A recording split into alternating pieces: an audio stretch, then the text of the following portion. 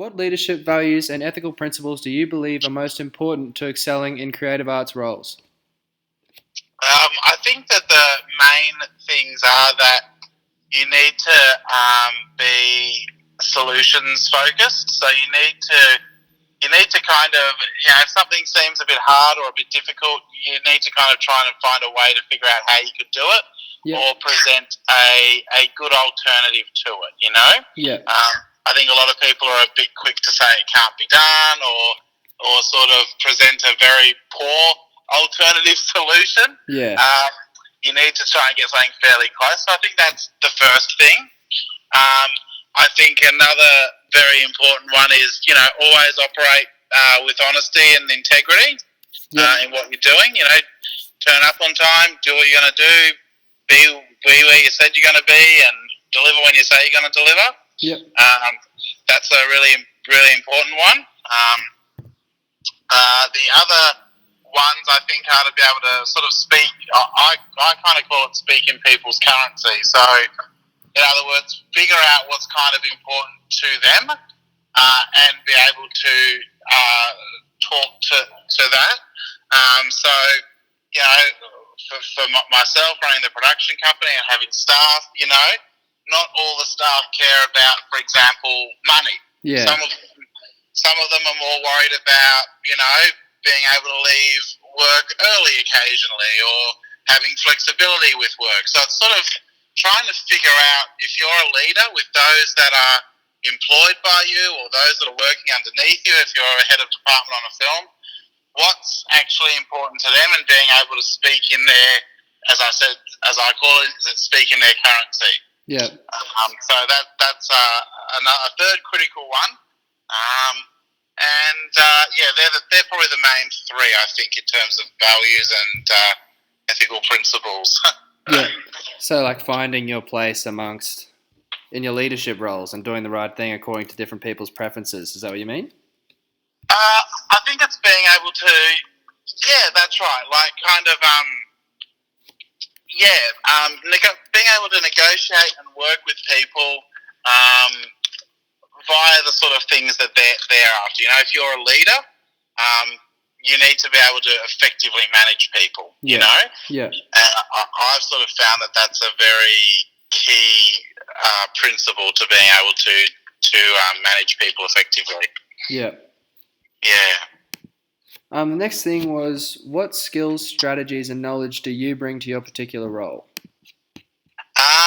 Well, I've sort of had a big history, I guess, in film and television. Like, I sort of started out doing a lot of camera operating and editing, and working on all sorts of different films, some big ones, some small ones. So I've sort of had a lot of experience in the early years of setting up my own company as well. Yep. So I was sort of doing a lot of work on other productions that were bigger than what I was doing when I started out. But, having done all that experience, I'm now able to bring that knowledge and skills, I guess, that I developed to managing my own production company and bringing our own projects to life. What is your approach to strategies and risks within your career? I think that you've got to always sort of keep your finger on the pulse of what's happening out there. So that's where I form strategy through. I always try and make the most out of any situation. So with COVID obviously having hit this year, it's we put a lot of our focuses on things that we never normally really get time to do. So we, have been able to do a lot of our own updating to our own marketing and things like that. Yep. Just stuff that we never really get an opportunity to do. And that's also included then opening up doors to, we were able to pitch at Netflix and things like that as well. So it's been kind of an exciting time, because obviously it's had its challenges, but we have been able to do things that normally always kind of have to keep getting shuffled around, Yeah. So approaching things when things go wrong, just finding another way to solve it, even if it seems impossible, that kind of thing? Exactly, yeah. I think it's been interesting to see how a lot of people have handled this. A lot of people have kind of thrown their hands up and sort of, written a year off. Yeah. And I think that's a huge mistake, because are going, well, what can I actually do out of this? They will be able to reap more rewards and be in a better position, placing themselves to be able to be in a better position at the end of it. Yeah. So, like when it hit, for example, I wrote down about 5 things that we wanted to achieve, and we've achieved pretty much all of them. So there were things like updating all the company's equipment, which we've done, and we spent about $50,000 on updating all the company equipment. Because we were able to take advantage of sales and different things that were happening due to everyone else kind of throwing their hands up. Yeah. We were able to save and invest more money in different areas. So we've sort of, leveraged what we can to try and make sure that we're in a better position at the end of it, Yeah. Yeah. So just taking a negative and turning it into a positive, essentially. I think it's making the most out of any situation. Yeah. And again, it's kind of if you have a production and let's say you're doing an ad or something, or something for a client, a project for a client, and let's say it doesn't turn out exactly the way they want it. Sometimes it's good to do things, being solutions focused, like give them a discount, see what you can do to fix it. Those sort of things are good PR things. So it's kind of always making the most out of any situation that you're given. Yeah. Especially on a film set, if it can be so unpredictable, no matter how much you prepare, you have to adapt to your circumstances. Exactly. Yeah, for sure. So, what is your approach to relationships, collaborations, and alliances? So I think that you've got to be willing to be quite collaborative in this industry. Yeah. But you also have to remember, if you're the producer or director, that it is ultimately your kind of say. Yeah. And you also have to know with clients too, that clients are bringing you on board because you know this stuff or should know this stuff. Yeah. So it's often a fine line to balance with everything, because you've got to make sure to your staff or your crew that they know that you're open to ideas.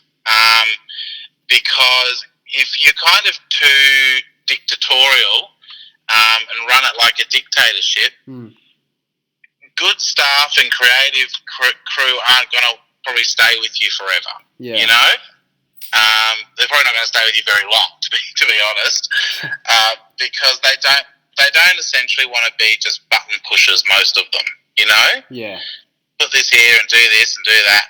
They kind of want to have a bit of say. So you've got to be open to that. But you've also got to let them know that when you say something, it does have some impact if you're the leader, Yeah. It's not just that they can ignore everything you say and do their own thing. So I often find it's good I do that and implement that often just by simply asking, well, what do you think? Yeah. Because then it leaves me in that position as the producer or director, and I'm asking for their opinion to consider it, rather than saying you just do it, or So that simple question, I find, is very effective in really managing a collaboration. Yeah. Relationships and things like that, and alliances, I think, again, it's a case of everyone's got to come out of everything with a bit of a win-win scenario, Yeah. And I think a lot of times some people in this industry can be very much focused on themselves and their own thing. Yeah. And that's good for only very short-term gain. Yeah. It's not an effective long-term strategy. You really got to say, how is it going to be a win-win for everybody? Yeah. So I've seen people try and leave others out of credits and all sorts of things, and it's just not a good way to go, you know? Mm. Well, that essentially answers my next question. I was going to ask, how do you ensure these partnerships remain strong and reliable? But I guess what you're saying is walking that line between having the responsibility to make sure the product is something you can be proud of, but also getting everyone else's opinions on it at the same time. Yeah, exactly. Yeah, because you want your team to feel proud of it as well. You know, that they've had some contribution to it, you know? Yeah, and it's such a collaborative industry. Yes, yeah, for sure. Mm-hmm. So, what has influenced your career and leadership style?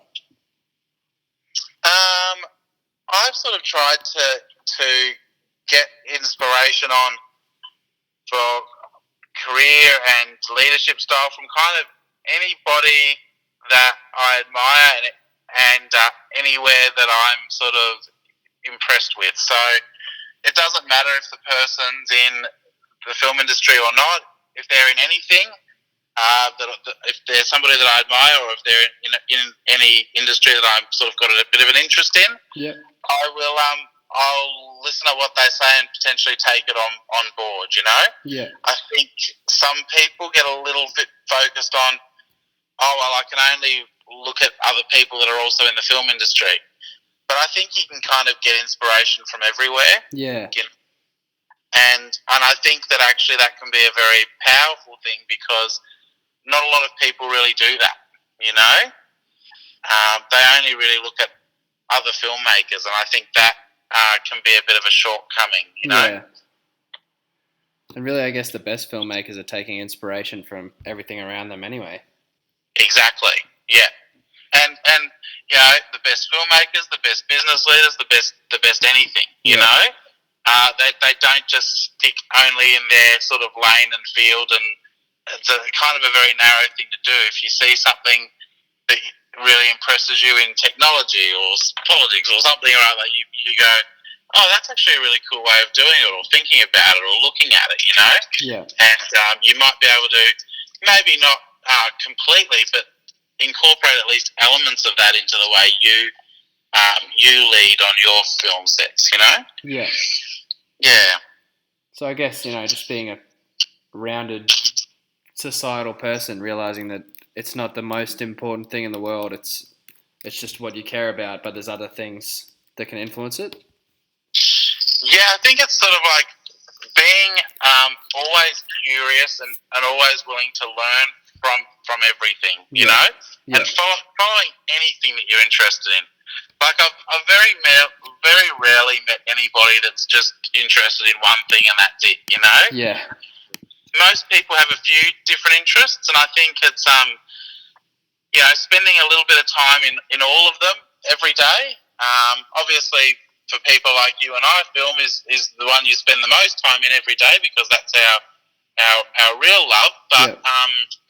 But you know, if you've got a bit of an interest in, let's just say, technology, you know, spend 10 or 15 minutes looking up what's happening in that space and the leaders that you like in that space and see what they're doing, and you might think, gee, that's actually a really cool strategy or a really cool idea that they've got. Maybe we could do something like that, you know?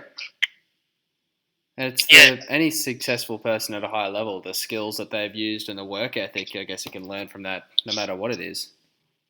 Yeah, exactly. Well, we're all living in this time period together, you know? Yeah. So we're all facing a lot of the same challenges, you know? I think if you're in the film industry, we're all dealing with things like subscription fatigues and all those sort of things. Yeah. But that's also true in tech. That's also true in, you know, lots and lots of different spaces. So I think that, you know, how others deal with it can be a bit of a guiding light for how you can deal with it, you know? Yeah. As a filmmaker.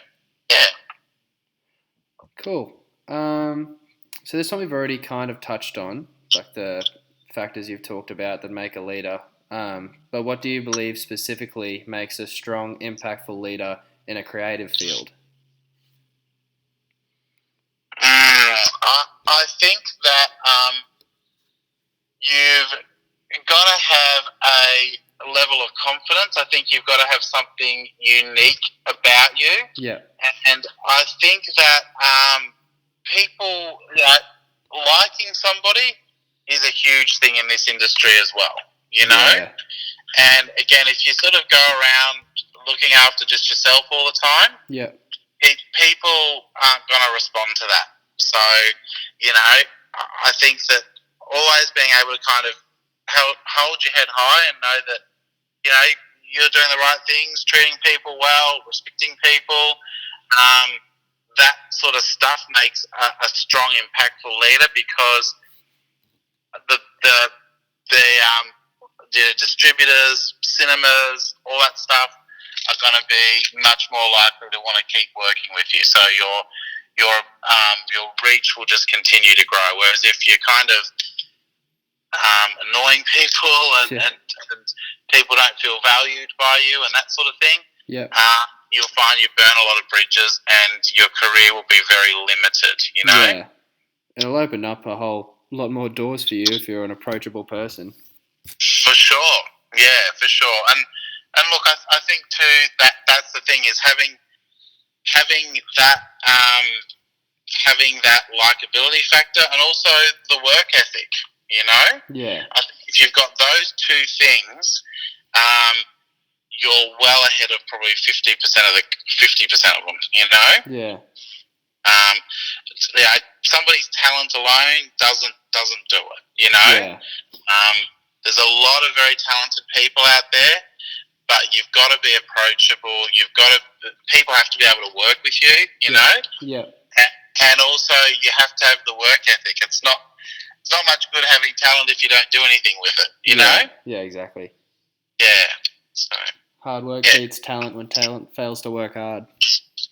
It's that sort of thing is very true. Yeah. And I've seen that a lot. I've seen some people come and work for me, and they're incredibly talented people, and especially some of those that do our animations for us. Many of them are more talented than me, but certainly with drawing, I can't draw, but a lot of people haven't had that work ethic, Yeah. and so they've really struggled. Whereas, thankfully for me, I've always had that work ethic, to do the big days and the long hours and those things that you have to do. Yeah. Mm. How has the message of your work changed over time?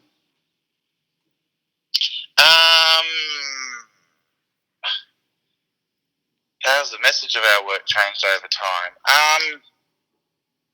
I think it's always reflective of kind of what's happening in society at the moment. I think always arts industries kind of hold up a mirror to whatever's happening, Yeah. And so I think that what we're doing is always becoming more and more reflective of what's happening. So again, you've got something like COVID happening. So we're finding that a lot of projects at the moment are things around online learning and online events and stuff like that. So there's a big space in that area at the moment that production companies are trying to fill. Yeah. So you kind of, again, you're moving with the times and making the most of any situations that you've got, Yeah, it's like reflecting the world around you in your work, kind of. Yeah, for sure. What was a personal value that you thought was so important in helping you throughout your career?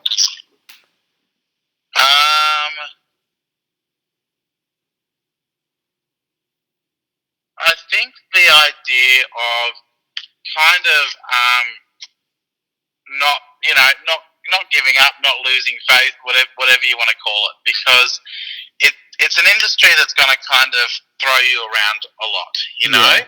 You're going to get a lot of no's. You're going to get a lot of setbacks. You're going to get a lot of people telling you that they know better and all this sort of thing. Yeah. And you've got to be willing to listen to it, but you've also got to be willing to kind of go, well, who's actually saying that? Who's actually saying this? Do they actually really know better, or perhaps not? You know? Yeah. And of course, to listen to their points and see if any of their points are valid. But at the end of the day, you've always got to kind of keep going and keep persevering. You know? Yeah. It's gonna, you're gonna have a lot of doors slammed in your face, but you've just got to keep moving until you find the right doors that open. Yeah. You know? So facing rejection and criticism, but being able to learn from it rather than just changing who you are completely. Yeah. And I mean, sometimes that's going to mean that, you know, you might have a script and it needs a whole major rewrite, a bigger rewrite than you thought, you know? Yeah. You might have a video done for a client if you're doing TV commercials or music videos or something like that, and they don't like something, and okay, the colour grade's going to end up being more extensive or whatever, you know, but you have to just keep going, you know? Yeah. And realise too that, you know, not absolutely everyone is going to love what you do. And that's a big thing I've learned throughout my career as well is, and I say to some people, look, we're not the right production company for absolutely everybody.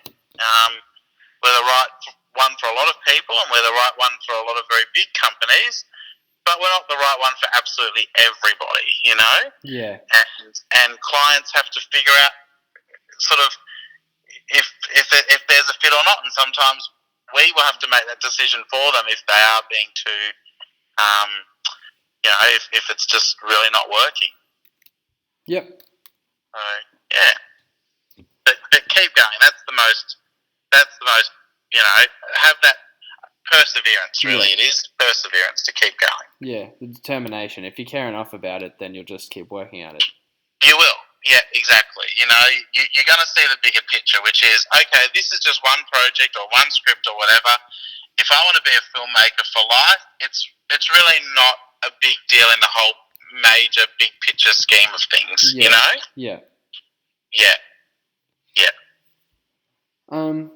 Was there a pivotal moment in your career that made you change direction? So did something happen, or has there been any point in your career in which you felt that you've had to go another way to what you were originally doing?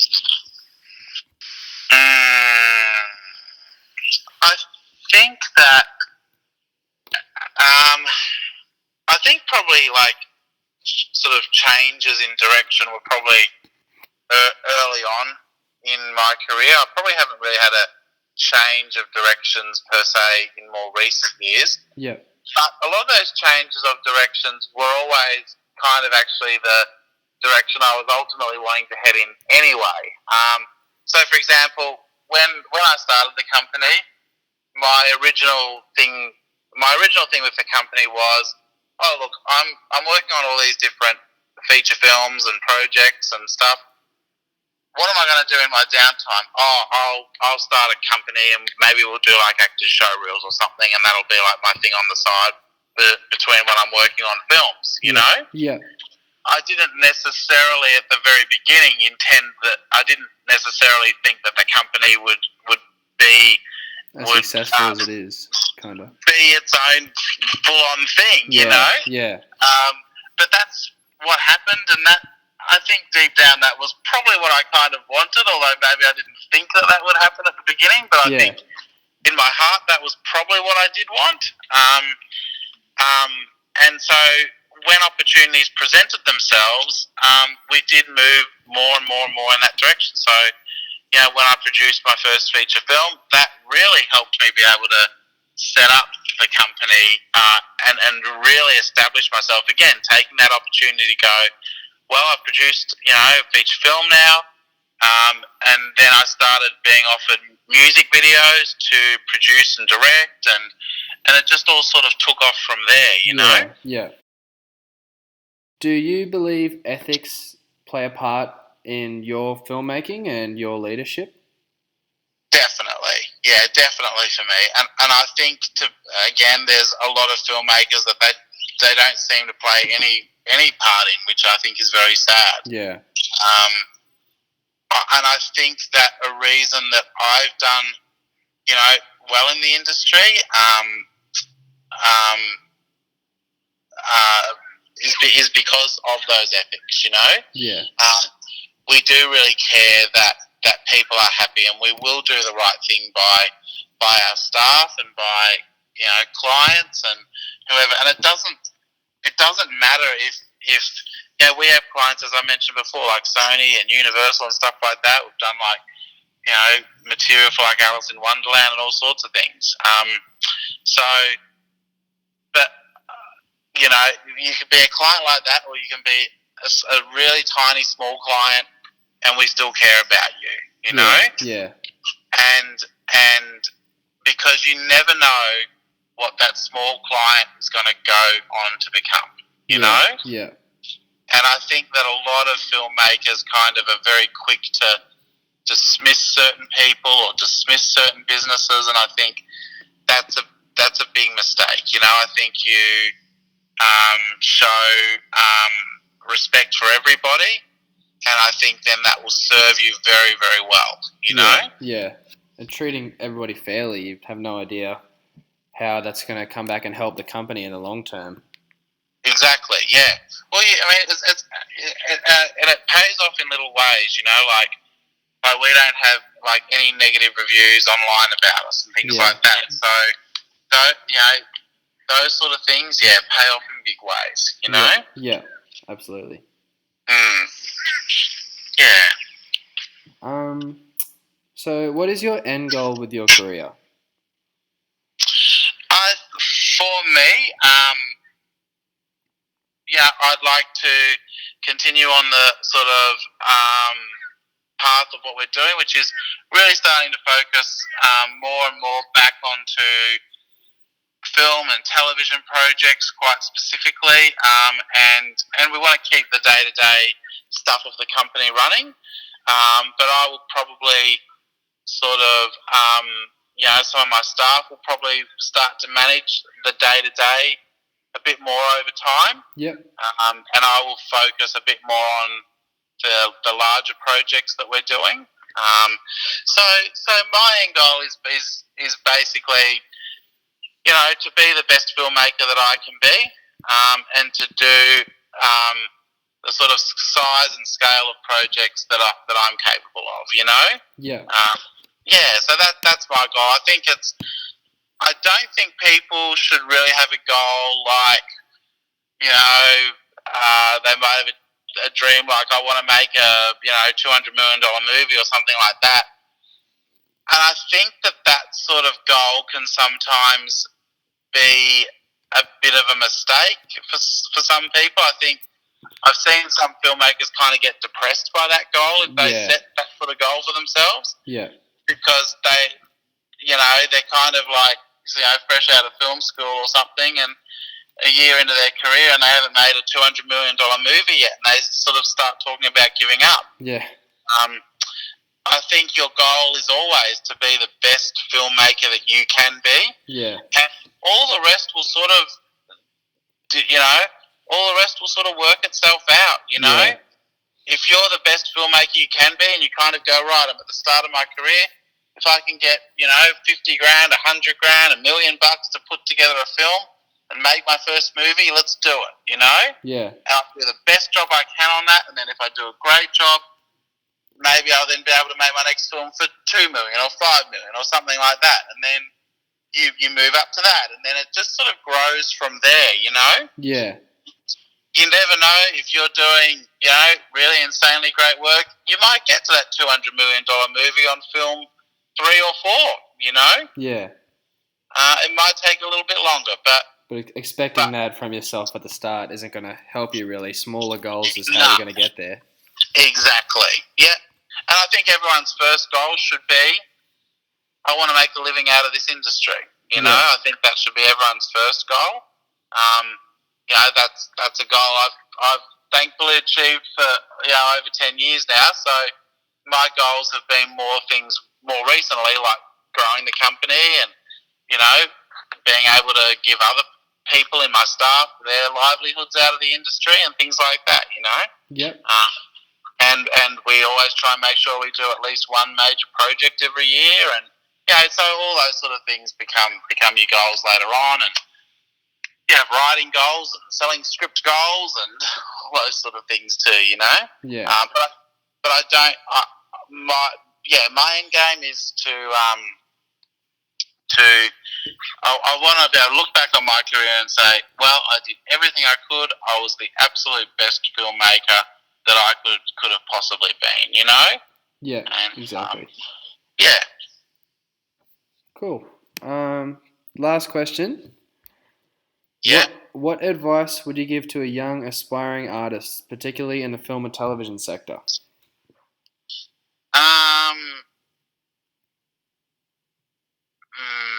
What advice do I give? I think take really love what you do. Keep persevering with it. Focus on being the best filmmaker that you can be. A lot of the things that we've talked about. If you're trying to work for somebody else, let's say,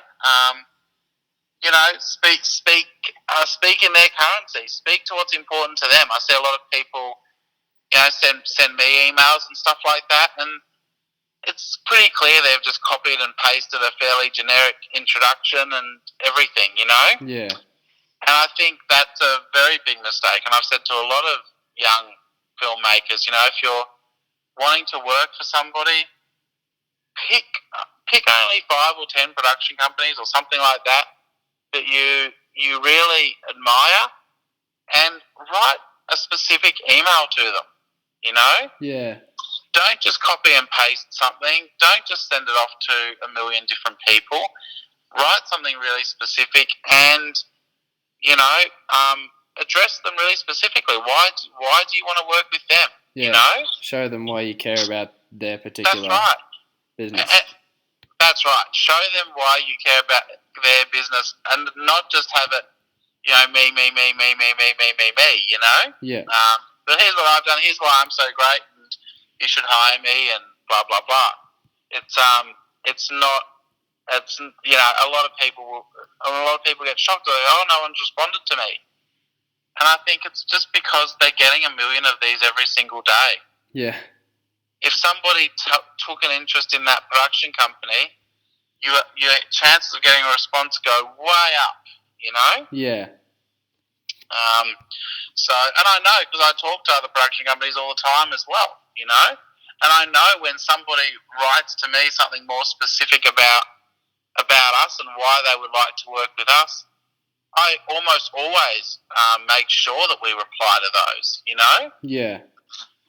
I try and reply to everybody, but it is very hard. I'm running a business. I'm trying to keep people employed, and if somebody has written a very generic email, and I'm very busy, it is likely that email will get missed. Yeah. Because it's also the industry testing out the new young filmmaker too. It's the industry kind of going, are you really interested in it? Are you going to write a second time, or are you just going to give up as soon as you don't get a reply? Yeah. Yeah. Because that's what the industry wants to see too. How committed actually are you? Yeah. Because a lot of people leave. A lot of people. I couldn't believe this number once that came out of a film school. It was something like about 2/3 of film students drop out within their university course or their film school time. Yeah. So you have 90 people start out, you only end up having, say, 30 people that finish the course. Yeah. So 60 drop out. And it's like they're not even giving themselves a chance. What's that, sorry? It's like they're not even giving themselves a chance, Exactly, yeah. And then the numbers are something I've heard, I don't know if this is true or not, but I've heard something like only about 10% of that number that originally started will still be in the industry a few years later, Yeah. So again, if you go back to that 90 number, then that's only about 9 people. So the industry kind of quickly wants to sort people out. It's kind of going, all right, well, how serious are you really?